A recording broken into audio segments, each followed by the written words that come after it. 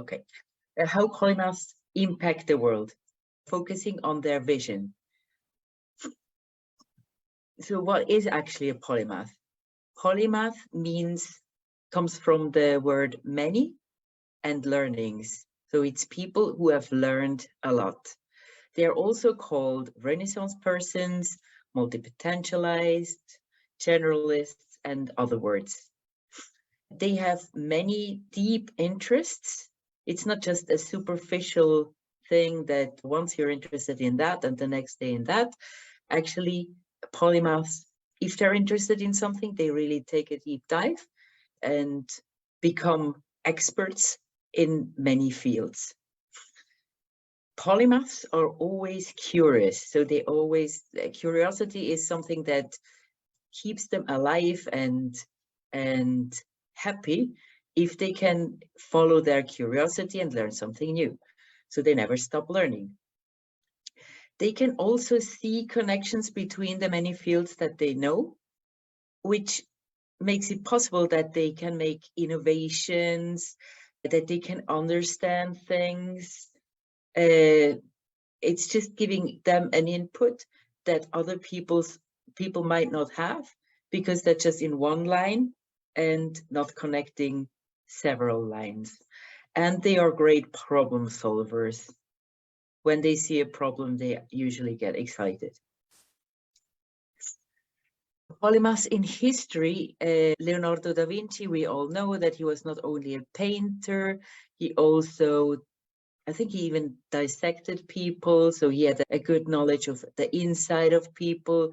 He designed things like even war machines, because he had to, and he was a sculptor as well, so and the painter of Mona Lisa, as we all know. Then I took some women, because mostly you see male polymaths in the literature. And Hedy Lamarr is interesting. She was an actress, and she's actually very clever, but she was called the most beautiful woman of the world. And for that, she was taken a bit, she was looked at sometimes like she was a bit stupid. And then she came from Austria, and she wasn't allowed to talk like she would talk because she had some accent. So all the roles that she had were quite stupid, and also the public speaking, when she was invited into a group, you could think like, oh, she's just beautiful and that's it. But actually, she was very, very clever, and she made inventions. One of the inventions is the base of Wi-Fi, because she did something, it's called a frequency hopping. She wanted to help the army to win the war against the Nazis. And she made that the submarine boats could not be detected anymore when they were talking to each other. And she, yeah, that was very important. Then we know Marie Curie, the one who won 2 Nobel Prizes, I think, even for chemistry and for the periodic system.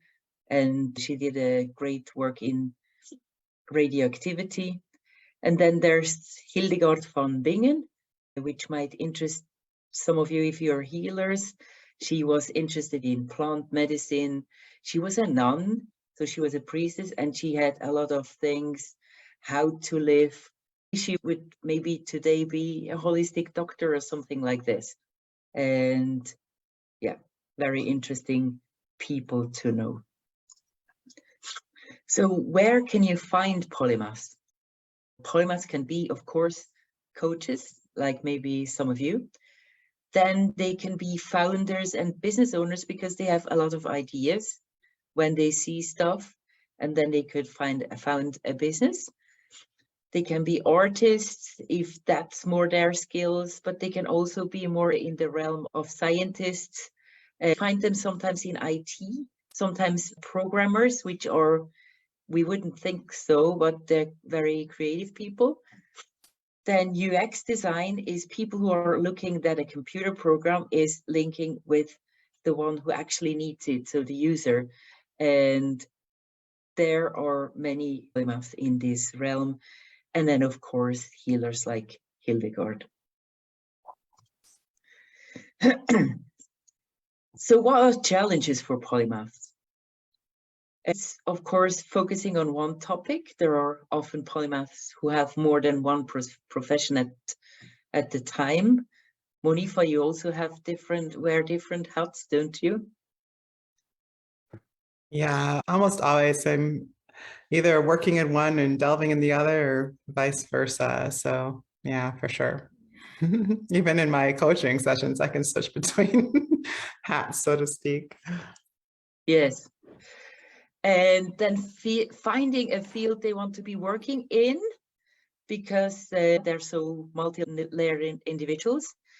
Then being recognized as such, because often polymaths are working in a lower position and they would understand the whole business, but it doesn't bring anything because they're not asked.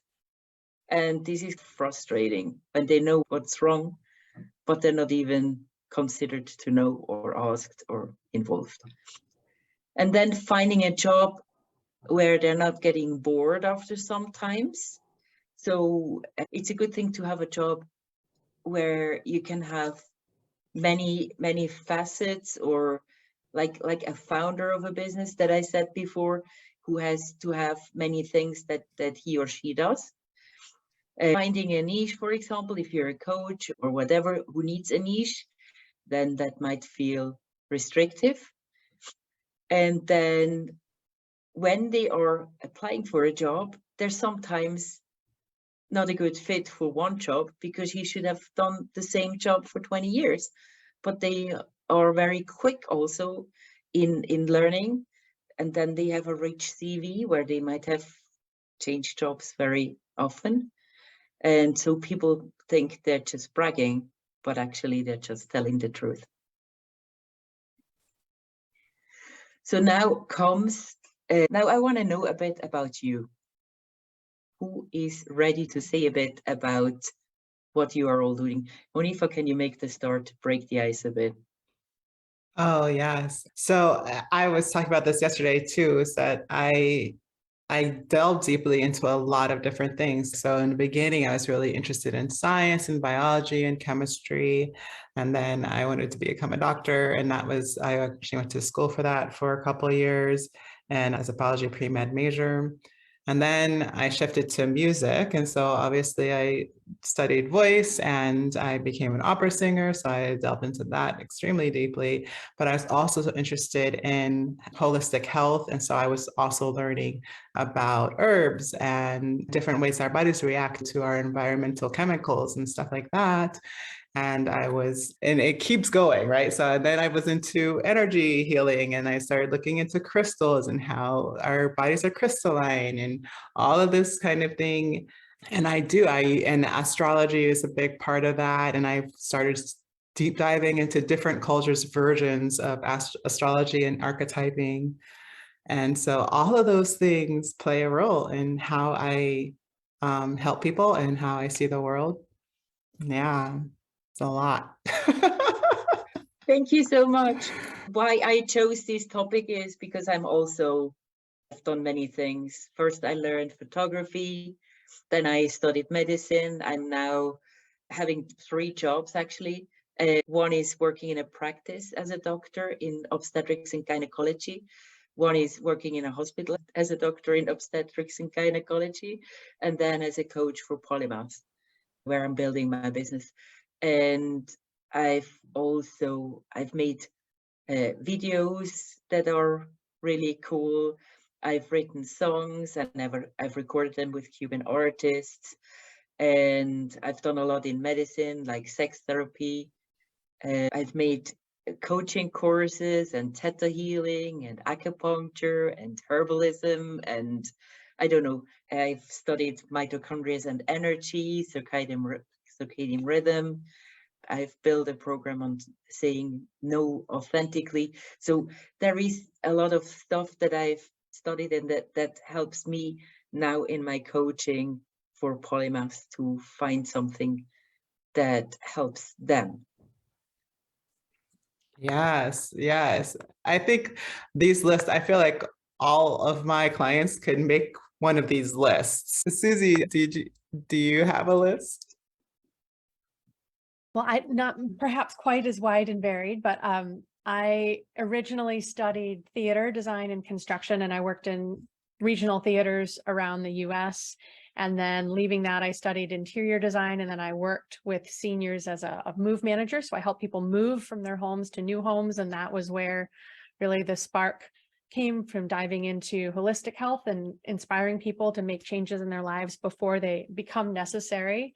And so now I'm a stress coach. I have a podcast, and I still do massage therapy work, and love herbalism and flower essence therapy and homeopathy and all of that juicy stuff. And if I could just be I'm a lifetime student, right? Like if work gets in the way, I wish I could take all of the classes and just keep absorbing more information, because there are so many connections. The more I learn, the more interrelated everything is. So you're definitely a polymath. Thank you so much. And your list is of no way lesser than Monifa's or mine.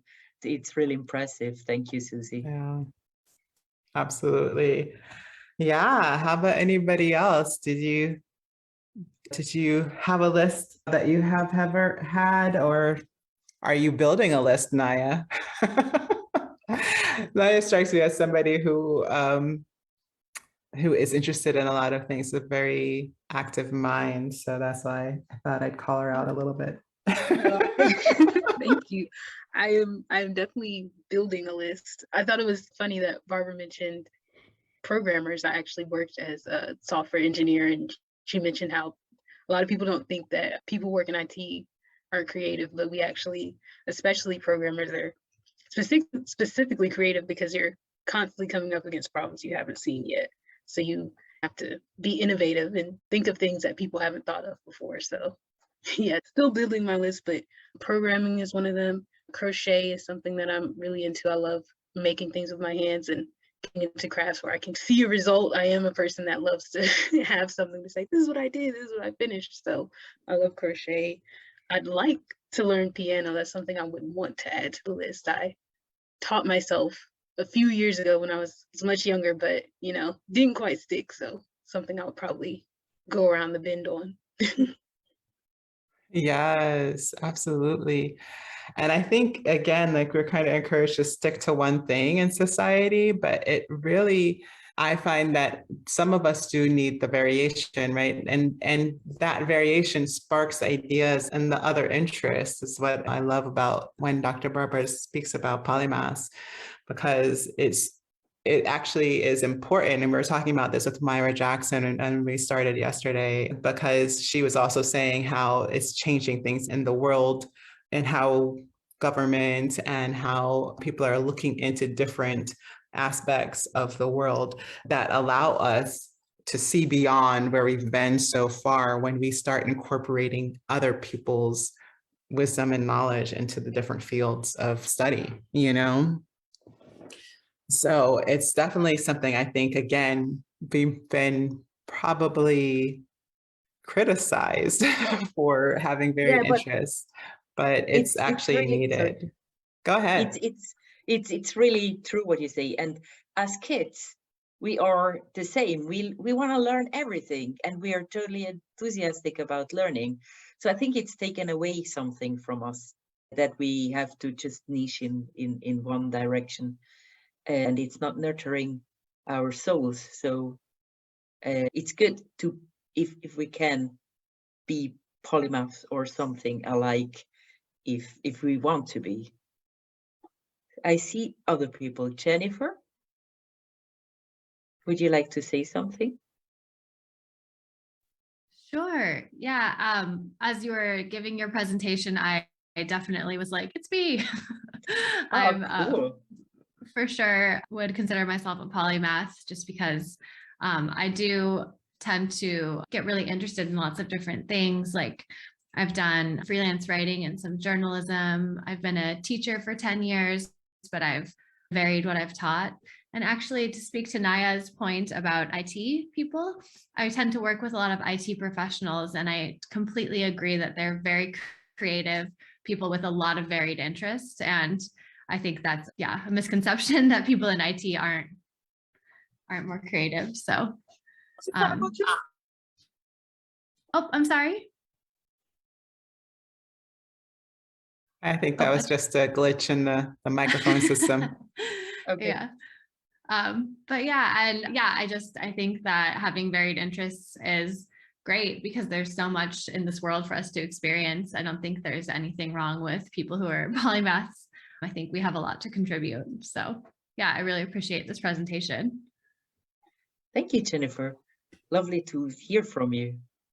Can I ask Deb, do you want to say something? I think she's busy. Sorry. Honey, trying to have a quick bite to eat here. Yeah. I'm like, "Uh-oh." But yeah, no, it's so incredible the backgrounds of everybody and where life is taking us, and in my case, my husband and I have a carpet cleaning company for over 30 years. He's been does that, and I take care of the office. But that's going to transition. I did school bus driving too at the same time. I did homeschooling with my kids, and I like teaching, and I've been teaching my grandchildren how to read and do math and learn their times tables, and had a lot of fun with kids.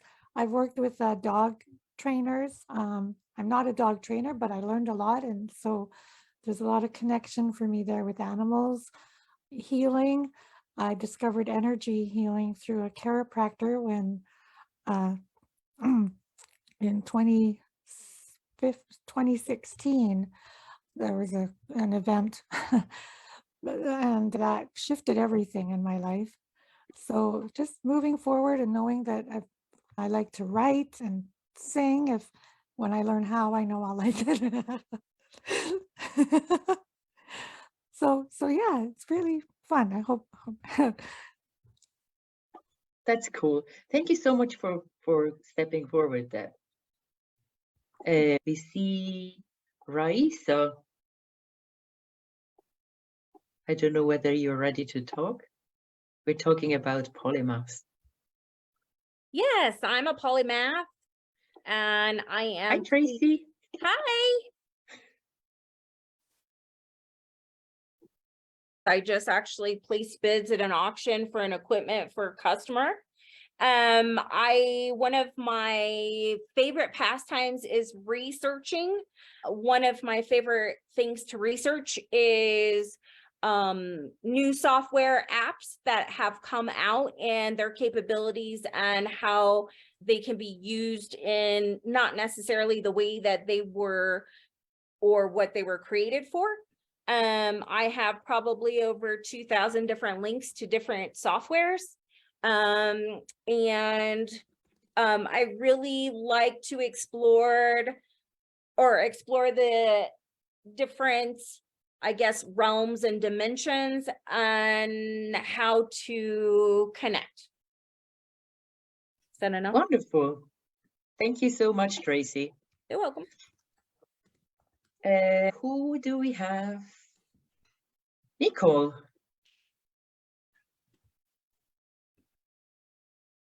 Nicole Baker, I see. Oh, yes. Hi. Would you like? Hi. We are talking about polymaths who have different and stuff like this. Would you like to tell about yourself? What kinds of things are you looking to know? I've been working this morning, so I'm just able to start in quick. So yeah. maybe with your profession or different professions that you did or main interests that you have, because I think we are a lot of polymaths already on this call, maybe the majority even. I started out as a forester working for the United States Forest Service. And then I moved on to teaching preschool and then managing campaigns and then working in human resources. And now I'm a librarian. So also a polymath. Wonderful.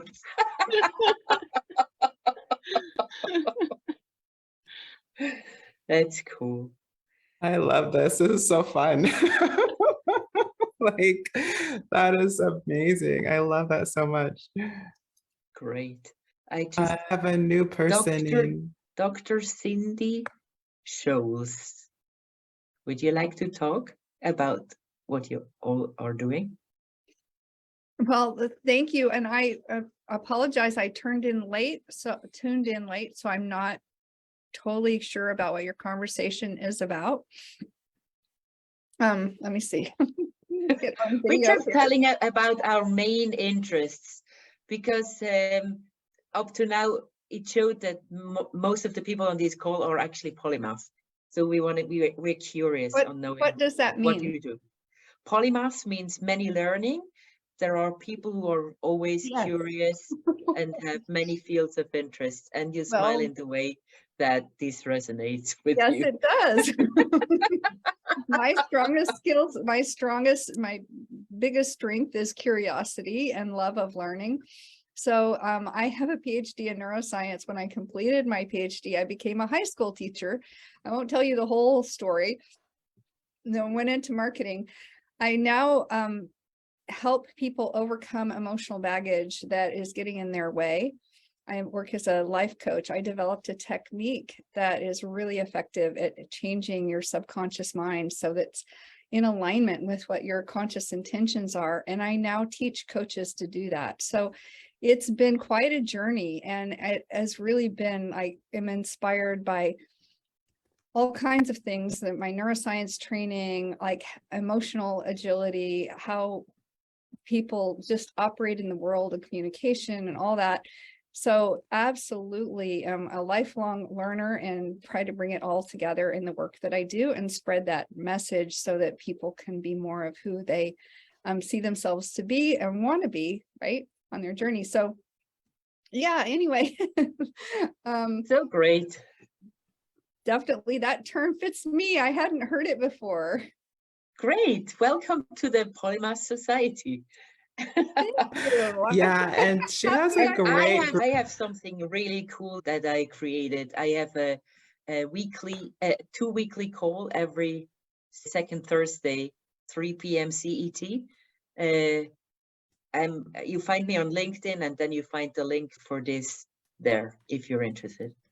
So cool. Yeah, or you can give it to me as well, Barbara. If you can give it yes, to me, I can yes. put it on the resource page, and that's Yes, cool. That's cool. Yep. yeah, that would I be would perfect. I would definitely recommend, everyone who's interested to join. We have such enlightening conversations, and there's a lot of clarity. And if you have a subject that you're researching, I would definitely say that there's probably 3 or 4 people that have already done the research in the crowd that would be more than willing to add their 2 cents. Yep. It's an incredible community. Is something else wanting to tell about himself? Herself, sorry. Naya? Yeah. I Nicole? think did Naya? I think Naya already went. Naya, I think Nicole went too. Okay. Yeah, like we have everybody. Cool. Yeah. So I actually, since one of the things that polymaths have a bit of a challenge with is deciding what is their core thing that they want to do. I have some exercise for you today. That's actually the topic, but I wanted to get to know you first. So I will share my screen again. I thought we always did 10 things at a time, Barbara. Of course. So now I would advise you to take a piece of paper and make a list. And I'm giving you 5 minutes. Write down everything that interests you. Is 5 minutes too long? We can check in maybe in a couple minutes and see if people need more Okay, yeah. time. Okay, so yeah.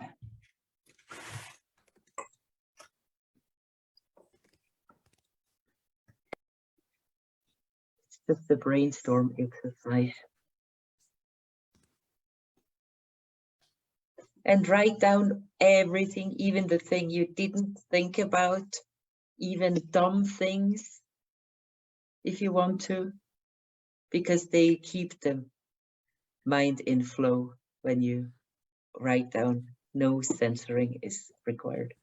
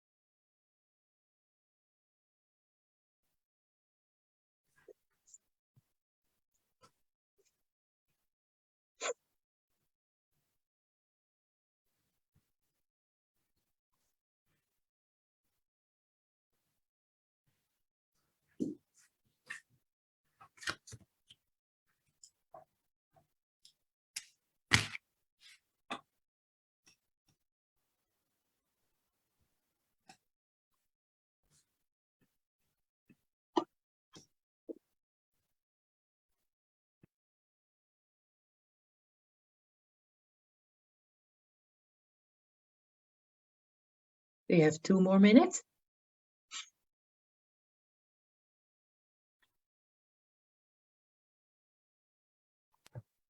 Every time I think I'm finished, I think of something else. Yeah, you have 1.5 minutes left.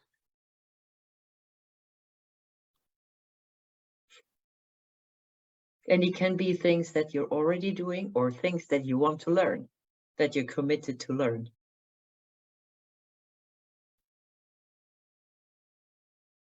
Half a minute. Okay. Did you have enough time? Good.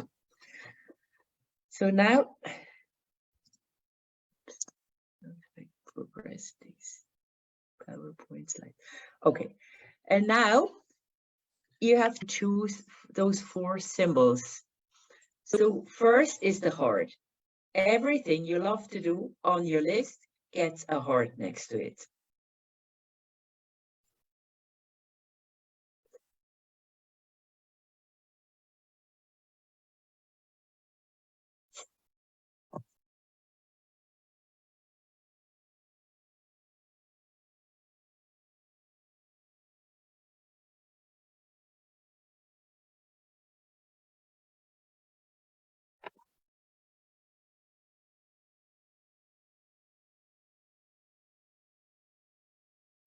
And then everything the world needs, I would just make a circle for world. Also through the whole list, and everything that you see that the world needs gets a circle next to it.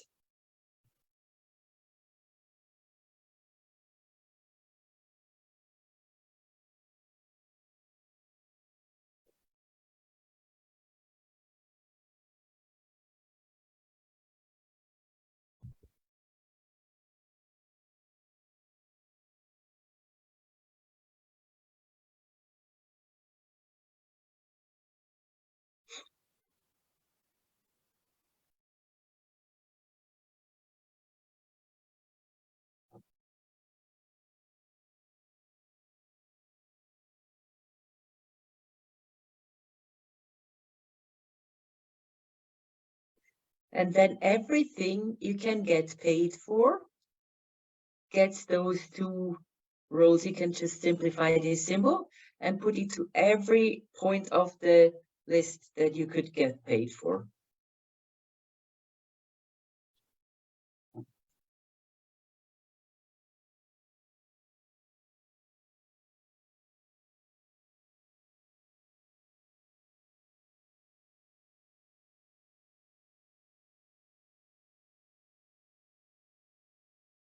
but theoretically, when we're talking about getting paid for, it's a conceptual thought. So are we talking about in a monetary sense? Are we talking about in trade? Are we talking about in theory? I mean, you could get paid for. With money? Normally, yes, I would say Okay. money. Okay, thank you.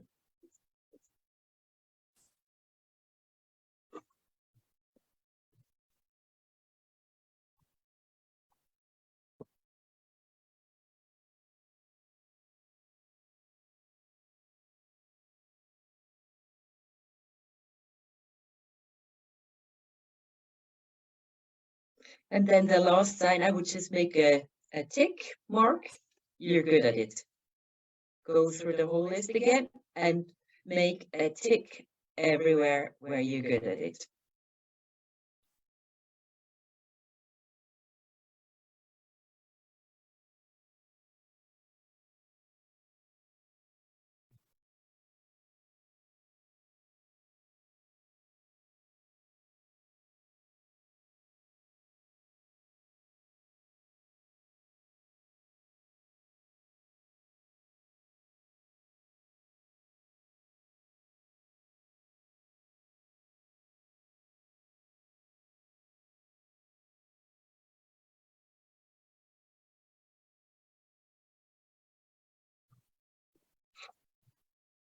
Okay, then you can draw 4 circles like this, maybe on another page.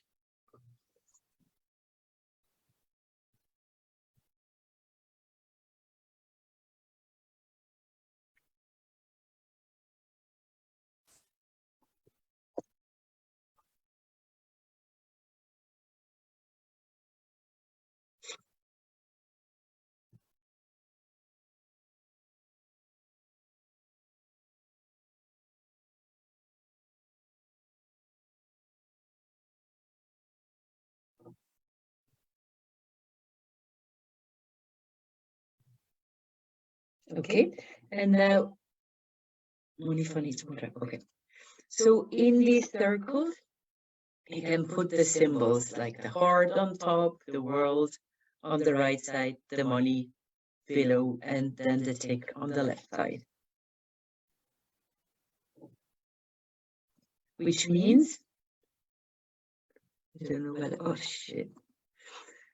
What you love is on top, then what the world needs is on the right-hand side, what you can get paid for is on the base, and what you're good at is on the left-hand side.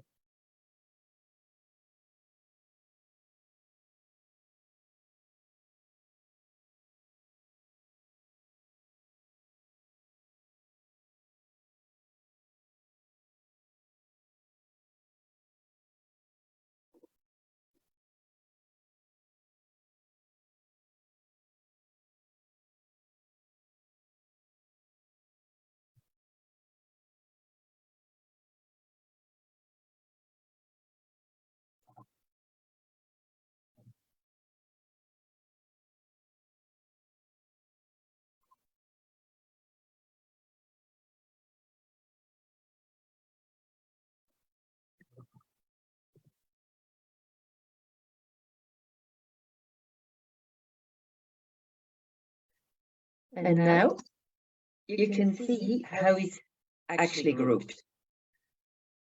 You can see it's a Venn diagram. So on the top side is all hearts in all the stuff that overlap. So in those fields there are 2 symbols, and you can see which ones. So from your list, the things that have a tick and the money, they belong here. And the heart and the tick belong here. A heart and the world here, and the money and the world here. And then 3 symbols here, so you can understand the logic. You don't have to actually put the things there, maybe because it's space-wise, it's a bit a hard thing to do.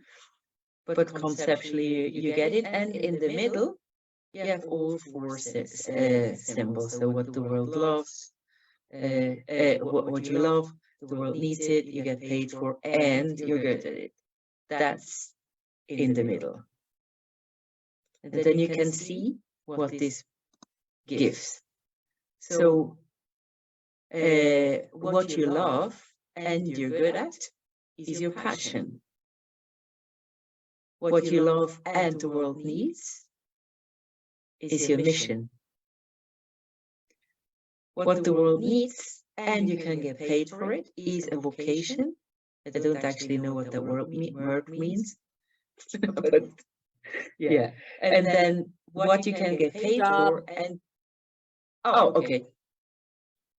Yeah, but here's profession. Okay. When you're good at it, good. Well, vocation is theoretically like you could be in the medical field and the profession is pinpointing what attribute. Okay. Thank you. And then what you love and what you're good at is your passion. And in the middle is the ikigai. Ikigai means it's sometimes it's translated with purpose and sometimes it's reason to be. Ikigai can also be you have to care for a plant on your balcony or for a cat or so. You cannot leave that cat alone. So that's where the word comes from. But here it gives something that you love, the world needs it, you can get paid for it, and you're good at it. And then we have other fields. Oops. So here you can see in the top, like triangle, like circular fields, it's delight and fullness, but no wealth. And then on the left-hand side is satisfaction, but feeling of uselessness because the world doesn't need it. And then in the bottom field, it's comfortable, but a sense of emptiness. And then in the right field, it's excitement and complacency, but sense of uncertainty because you're not good at it. So it totally makes sense for me. And I've made it a bit nicer here without those ugly arrows. So it's the same. So who has found an ikigai subject?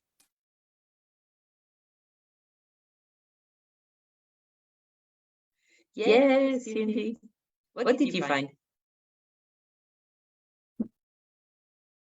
Well, I think I've been exploring this my whole life, but what I do is coaching and teach coaches, and it is such an ikigai for me.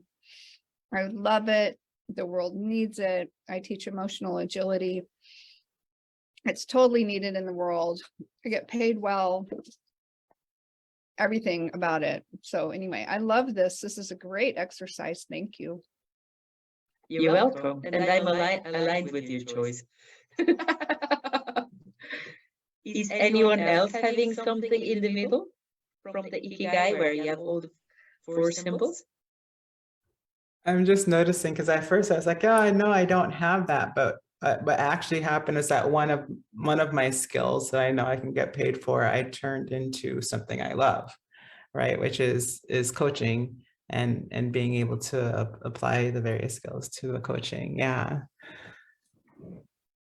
Nice. Tracy, did you find something?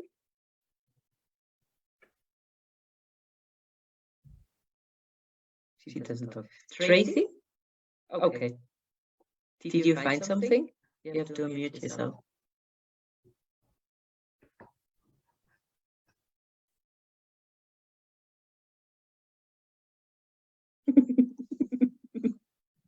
Oh, sorry, I had to unmute. I said, did you see my animals? That's what ended up in the middle.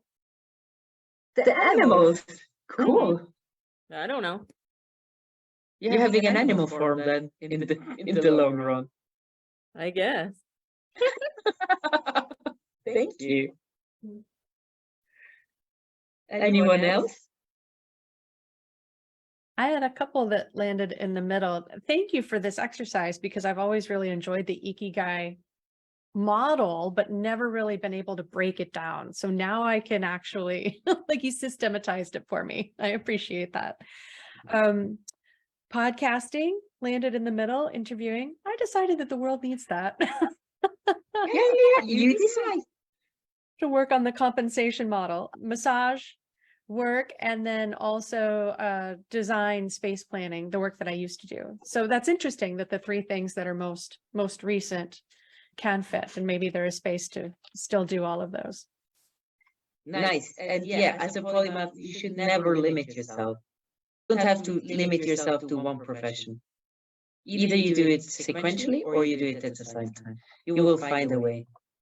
Because if you don't, you're unfulfilled, is my prognosis. Who else? Jennifer? Yeah, I did find that teaching landed in the middle for me, which felt good. I do really love it. I've been teaching English for over 10 years. And more recently, I switched to teaching professionals, which is definitely helping me get paid more for my experience, which feels good. And I do feel like I'm making a difference with it, especially helping people to reach their goals by improving their skills and get to the next level of what they need. And so, yeah, I think that's cool for me to see that I'm doing the right thing. So this was a great exercise. Thank you. Do we have anyone else? Nicole Baker? I've got one that landed in the middle for me, and in my shorthand I just wrote read because I love to read. But what that would look like really I'm an editor, so I can get paid to do what I love, and I think the world needs editing in a lot of areas. So yeah, that was exciting to know because that's sort of something I've been leaning toward a bit, and this may encourage me to lean a bit more. I love it. I was initially thinking like, read, you cannot be paid for read, but yeah, as an editor you can. How cool. Lovely. Yeah. And I see Nia Furtick. I don't know Naya, whether I yeah. say. Sorry. How do you say your name? Naya Furtick. Okay. Yes. What landed, I was struggling a little bit with the exercise at first because what the world needs, I was like, I don't know, I was being a bit self-righteous about it. I'm like, do people need this? Is this necessary? But what landed in the middle for me was crochet. It's something I'm passionate about. I am good at it and I can get paid for it. But I think in terms of what the world needs, I think it's kind of more of an ethereal vision of like sustainable fashion, right, in general, and intentional creation and creating things for people that really can bring out their unique selves. So I think that is how I could contribute. So I think that would be my ikigai. Which is really cool because the last two things, it's not so obvious that they are an ikigai, but you can make it. I think Yeah. you can kind of make the world need that. Yes, I think I wonder, would you say that being able to open your perspective to deciding what you think the world needs in terms of more of what you can contribute to the world, right? Like needs may be a hard word to grapple with for someone like me when I think of just I may think of environmental issues or professions that have huge shortages. So I always think like need, like, but I think maybe what you can contribute successfully or consistently may also be a good way to interpret it. I had to kind of open it up to that to allow myself to. Yeah. define I like this rephrasing. Good. Did everybody tell? And everybody found an ikigai, which is a huge celebration. So that's what I wanted to do with you today. And as I say, I have this bi-weekly call. I can maybe, I will send it to Monifa, that she can give you the link. And if anyone is interested, I can put, if somebody wants to have a conversation with me, I can even For you who are now present, I can put, I have to stop sharing. I can put the link to my calendar here. Then if somebody wants to connect to me for a conversation, you can do that. And now I'm sharing my screen again because I have the last picture. I would say if you're needing clarity on really kind of directions for goals and especially being a polymath, sometimes you need a little clarity in what your thoughts are. I can definitely attest to the fact that my goals and I think I said that I just started my own business, and I truly wholeheartedly believe that if I wouldn't have had the clarity of kind of ambition and direction that Barbara gave me for ideals and so forth, I wouldn't have been able to get it established. So I would encourage you, if you do have some, I guess, muddled thoughts or whatnot about what your goals and what your perspective is, to inquire with her, because she has a phenomenal way of making things streamlined, just like this exercise, but it's linguistic.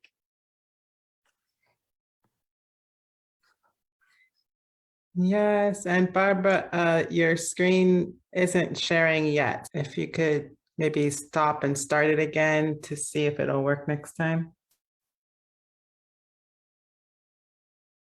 Uh-oh, is she frozen? Oh, no. I think she's frozen a little bit. This sometimes happens, not everywhere, but like Dr. Barbara's in Switzerland. And so every now and again, sometimes it Back again. Sorry. There she is. All right. All right. So yeah, we were waiting for the screen share. So yeah, now that you're back.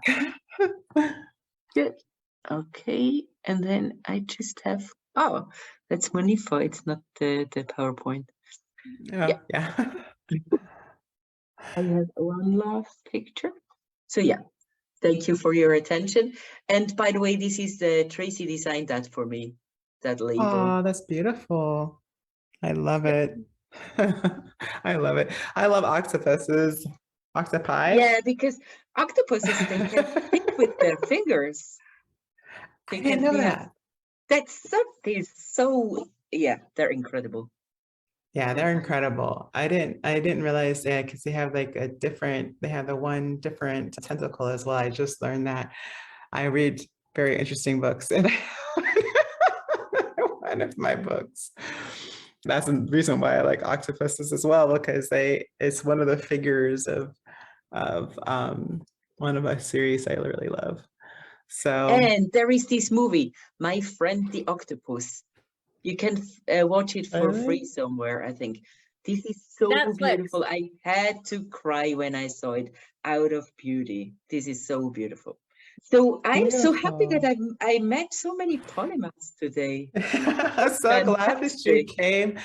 Yes, and I want to thank you especially because yes, she is in Switzerland. She's coming to us at her nighttime, so that's why she has her blue blockers on to preserve her sleep time. And I appreciate her being a little off schedule for us over here. I really do. And this is a fantastic Congress, Monifa. Thank you for inviting me. I'm so happy. You're so welcome. Thank you so much. Thank you. All right. So we're going to break for our speaker at the top of the hour. We're going to be having Meredith Kanan, who is going to share with us the 7 essences that will increase your impact of your business. And she also talks about neurodivergence. And I feel like a lot of these conversations overlap, right? Because it's our differences that we have often, in some way, shape, or form, the society has told us that aren't right enough, right? That we're not, that we have to get rid of, that get in the way. And this is a way of highlighting those as your essences, as things that are gifts to you and the world. And so we are really getting to the heart of that today. Have a good So, night, Dr. Barbara. Thank you. Thank you so Bye-bye. Thank much. you, Ciao. Barbara. You're welcome. Thank you for joining and for Be wonderful. being brave. Mhm.